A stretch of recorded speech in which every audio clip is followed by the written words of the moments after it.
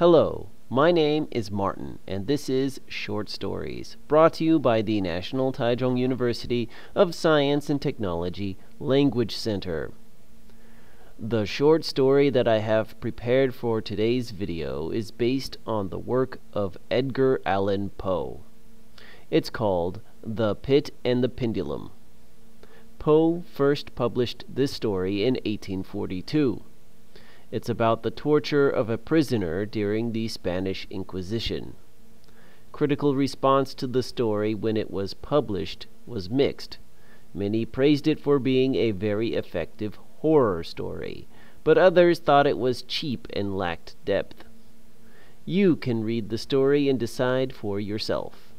It's available on Gutenberg.org. Vocabulary: agony. Agony. He was in a lot of agony due to the car accident. Swoon. Swoon. The excessive heat caused the woman to swoon. Tremble. Tremble. The children trembled in fear. Sweat bullets. Sweat bullets.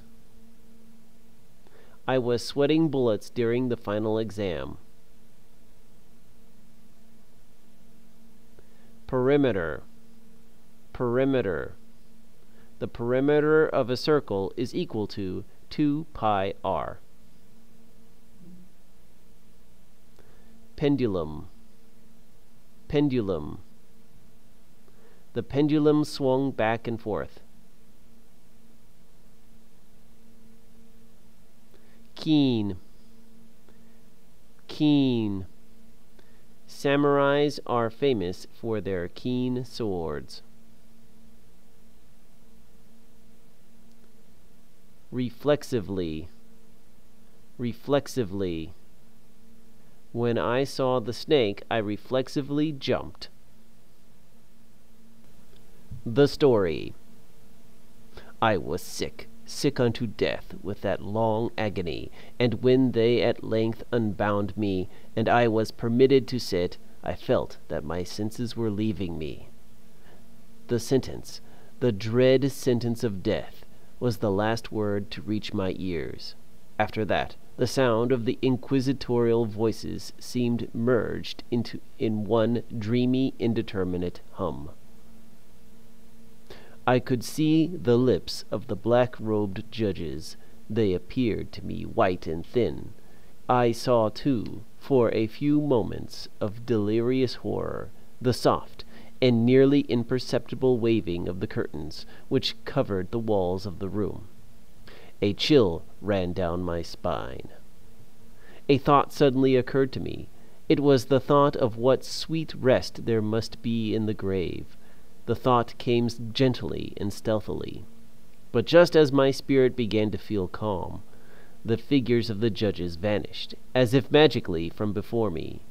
The tall candles went out utterly. The room was completely black. Then all I could hear was silence. I soon swooned and fainted. What happened next I am not certain.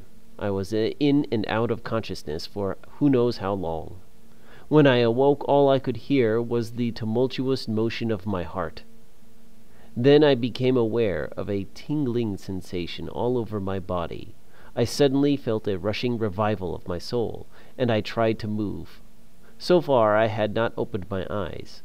I felt that I lay upon my back, unbound. I reached out my hand, and it fell heavily upon something damp and hard.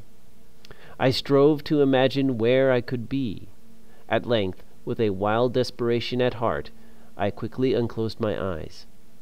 I saw that the blackness of eternal night surrounded me. I struggled for breath.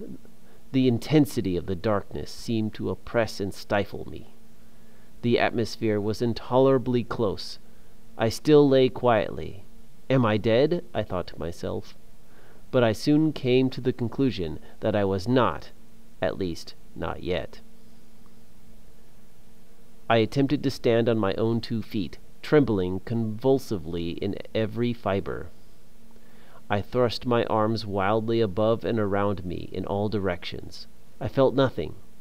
I began to sweat bullets as the agony of suspense grew intolerable, and I cautiously moved forward, with my arms extended and my eyes straining from their sockets, in the hope of catching some faint ray of light.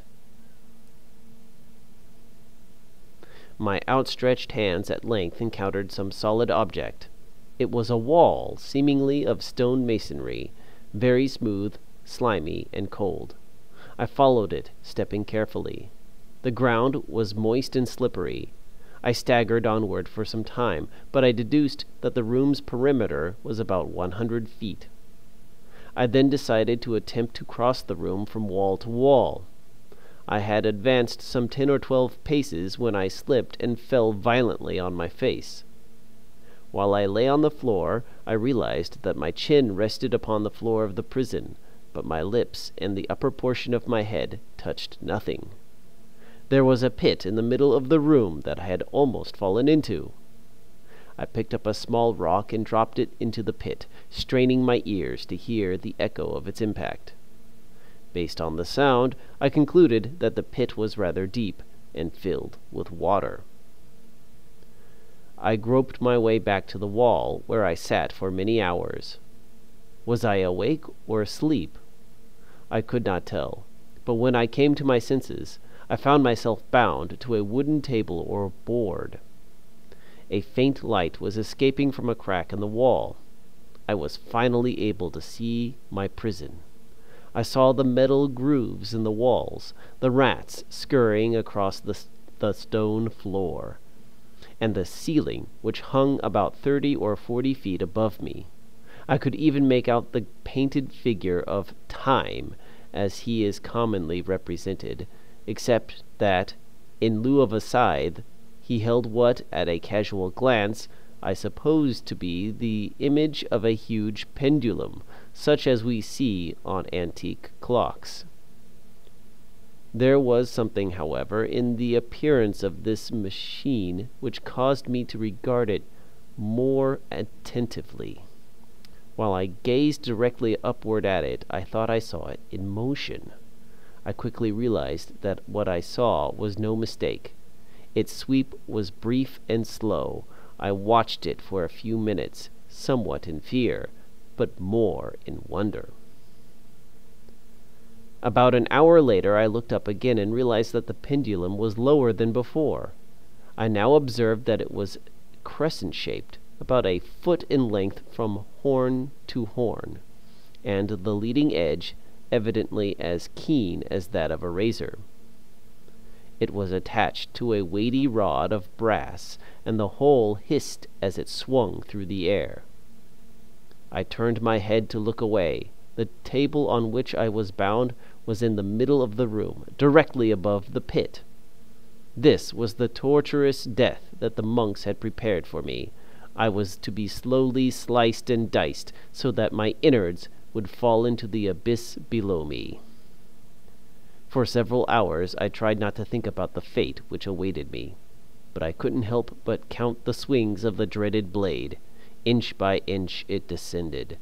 I may have been there for days, I could not tell. I prayed frantically and struggled to force myself upward against the sweep of the fearful scimitar. And then I fell suddenly calm, and lay smiling at the glittering death, as a child at some rare bauble. I must have fainted, because the next thing I remember is seeing the pendulum directly above my chest. The sound of its swaying echoed in my ears, and the smell of steel intruded into my nose. I struggled to free myself, but down the blade came. Down, down, down. Weakness overcame me, and I gave up the struggle for a time. But the dim hope of survival soon found me again. While lying still, I felt a rat run across my left arm. I reflexively yanked my arm upward and realized that the straps on that arm were now loose. I also noticed that the blade was directly above the strap on my chest. I realized that there would be a brief second in which the blade would cut through the strap before it sliced into my chest. There was a chance of escape, but it was risky. One wrong move and I would be sliced in two. I freed my left arm and used that to free my other limbs. Twice again the pendulum swung, and a sharp sense of pain shot through every nerve. But the moment of escape had arrived. I slid from the table and beyond the reach of the scimitar. For the moment, at least, I was free. Free! I had scarcely stepped from my wooden bed of horror upon the stone floor of the prison when the motion of the hellish machine ceased and I beheld it drawn up, by some invisible force, through the ceiling. I got up and walked to the door of the prison, which was about 6 feet off the ground.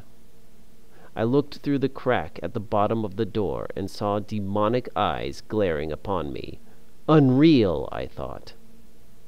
It was then that I saw red-hot iron rods emerge from the grooves in the walls. They forced me to retreat into the center of the room. I nearly lost my footing and fell into the pit. I felt hopeless despair and covered my face with my hands. I was ready to throw myself into the pit in order to escape a terrible burning death. Suddenly I heard shouting from outside the room. Then I heard trumpets. The fiery rods stopped and retreated back into the walls. There was a loud commotion outside the door. It opened, and an outstretched hand pulled me away from the pit. It was General Lassalle. The French army had liberated me. I was now free. The questions. Number 1. How did the prisoner figure out the size of the room? A. He walked around the room while touching the walls. B. He estimated the size based on the length of the shadows. C. He asked the guard. D. He used his measuring tape. The answer is A. He walked around the room while touching the walls. Number 2. What did the prisoner find in the center of the room? A. A rat. B. A fiery pit. C. A watery pit. D. A blade. The answer is C. A watery pit. Question 3. How did the prisoner escape the pendulum? A. He found the off switch. B. He used his knife to cut the straps. C. He waited for the pendulum to cut the straps. D. He asked the rats for help. The answer is C. He waited for the pendulum to cut the straps. Question 4. Who freed the prisoner from the room? A. The Spanish. B. The rats. C. His friend. D. The French. The answer is D. The French.